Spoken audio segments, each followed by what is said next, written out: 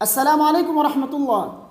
اللہ تبارک و تعالیٰ نے ہمیں دنیا کے اندر جنت کے خزانوں میں سے ایک خزانہ عطا فرمایا ہے، جس کا ہم اور آپ میں سے اکثر لوگوں کو اس کا علم نہیں ہے۔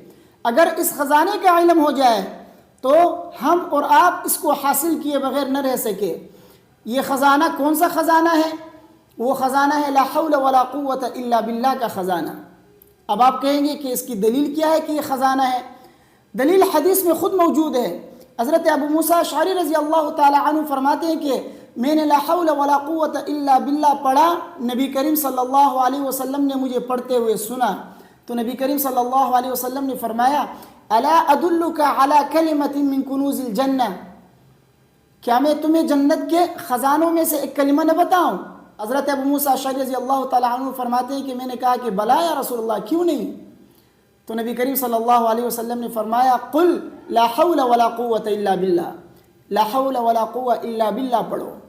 تو معلوم ہوا کہ لا حول ولا قوت یہ جنت کے خزانوں میں سے ایک خزانہ ہے، تو اس کلمے کو جو ہے ضرور پڑھ لیا کرے۔ یہ کلمہ جیسے ہی زبان پہ جاری ہوتا ہے انسان کا عقیدہ پختہ ہو جاتا ہے، انسان کے دل کے اندر یقین اتر جاتا ہے کہ ہر کام کرنے والی ذات صرف اور صرف اللہ ہے، گناہوں سے دوری اور اسی طرح نیکی کی توفیق دینے والی ذات اللہ ہے، تنگی سے نکالنے والی ذات اللہ ہے، رزق دینے والی ذات اللہ ہے، مشکلات سے مصیبتوں سے نکالنے والی ذات، دشمنوں سے حفاظت کرنے والی ذات صرف اور صرف اللہ ہے۔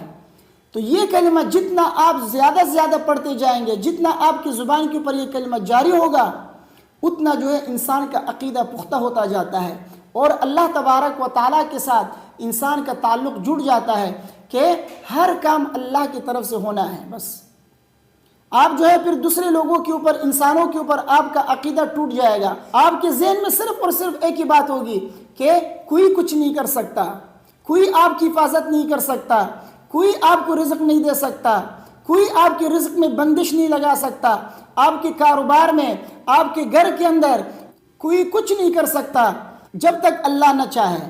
اللہ چاہے گا تو سب کچھ ہوگا، اللہ نہ چاہے تو کوئی آپ کا بال بھی باقی نہیں کر سکتا۔ تو یہ کلمہ زیادہ سے زیادہ پڑھا کرے، یہ جنت کے خزانوں میں سے خزانہ ہے۔ میں تو کہتا ہوں اس کلمے کو اٹھتے بیٹھتے چلتے پھرتے پڑھا کیجئے، کیونکہ یہ کلمہ ایسا کلمہ ہے جس کے پڑھنے سے اللہ تبارک و تعالی ہر قسم کی مصیبتوں سے، پریشانیوں سے آپ کی حفاظت فرمائیں گے۔ اور بالخصوص ان 3 اوقات میں اس کلمے کو ضرور پڑھا کرے۔ وہ 3 اوقات کون سے ہیں؟ نمبر 1، رات کے وقت جب آپ اٹھ جائیں تو اس وقت یہ کلمہ پڑھے۔ نمبر 2، مؤذن جب حی علی الصلاۃ حی علی الفلاح کہے تو اس وقت یہ کلمہ پڑھے۔ نمبر 3، گھر سے جب آپ باہر نکلے تو اس وقت یہ کلمہ پڑھے۔ ان 3 اوقات میں آپ یہ کلمہ ضرور پڑھ لیا کریں۔ اس کا فائدہ کیا ہے سنیے، میں آپ کو سناتا ہوں۔ رات کے وقت جب آپ اٹھ کر یہ دعا پڑھیں، اس کے ساتھ تھوڑے سے اور کلمات ہیں وہ بھی ساتھ ملا کر پڑھیں، تو اللہ تبارک و تعالیٰ آپ کے ہر دعا کو قبول فرماتے ہیں۔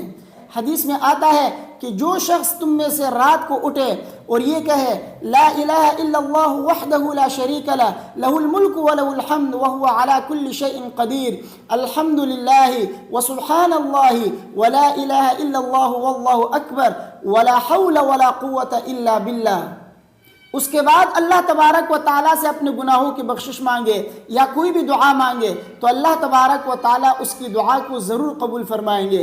اسی طرح اگر وضو کر کے نماز پڑھے تو اس کی نماز بھی قبول ہوگی۔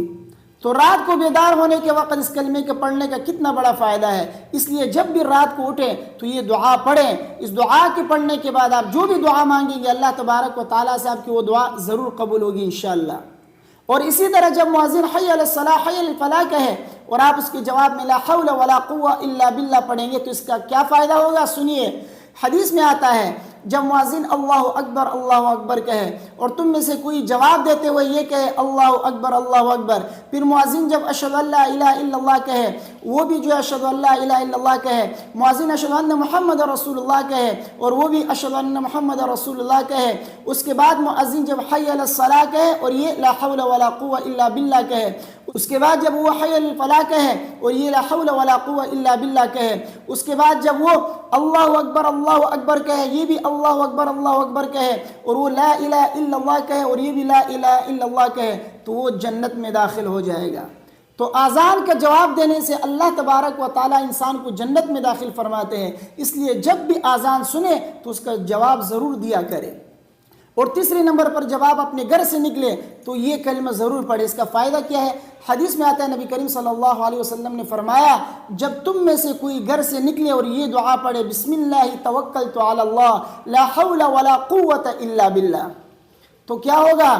تو اسے کہا جاتا ہے کہ اللہ تمہارے لیے کافی ہے اور تم بچا لیے گئے، اور شیطان بھی اس سے دور بھاگتا ہے۔ اسی طرح ایک دوسرے حدیث میں ہے کہ ایک شیطان دوسرے شیطان سے یہ کہتا ہے کہ اس شخص کے بارے میں تمہارا کیا خیال ہے جس کے لیے اللہ کافی ہوا، جسے بچا لیا گیا ہو۔ تو خلاصہ یہ ہے کہ اس کلمے کے پڑھنے کا بہت بڑا فائدہ ہے۔ ایک تو یہ جنت کے خزانوں میں سے ایک خزانہ ہے، اور دوسری بات یہ ہے کہ اس کو آپ جتنا زیادہ پڑھتے جائیں گے آپ کے عقیدے میں مضبوطی ہوگی، توحید میں مضبوطی آئے گی، اور آپ کے دل میں یہ یقین پیدا ہو جائے گا کہ ہر کام کرنے والی ذات صرف اور صرف اللہ ہے۔